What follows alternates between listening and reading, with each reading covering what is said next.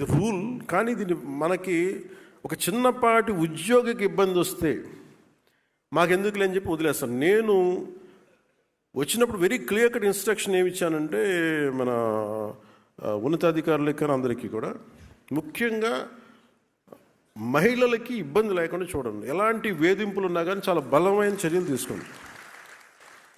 అది ఎట్టి పరిస్థితుల్లో there is one uncompromising approach this government is intended to take it forward. రెండు, ఎవరి మీదైనా సరే ఎనీ పొలిటికల్ కావచ్చు, మిగతా వాళ్ళు కావచ్చు, వారి మీద దాడి జరిగితే మటుకు మీరు స్పేర్ చేసేది లేదని చాలా క్లియర్ కట్గా చెప్పాం. ఉద్యోగుల భద్రత, వారి హక్కుల పరిరక్షణ బాధ్యతని భుజస్కంధాలపైకి మేము చాలా బలంగా ఎత్తుకున్నాం. ఉదాహరణకి ఉమ్మడి కడప జిల్లా గాలివీడు ఎంపీడీఓ శ్రీ ఆల్ఫ్రెడ్ జవహర్ బాబు గారి మీద ఒక పార్టీ నాయకులు దాడి చేసాం. స్వయంగా వెళ్ళి నేనే అండగా నిలిచాం. ఇది ఎందుకు చేశామంటే, ఇది మా మినిస్ట్రీ కింద ఉన్నప్పుడు, సంబంధిత శాఖ మంత్రిగా ఉన్నప్పుడు మా పర్యవేక్షణలో ఉన్న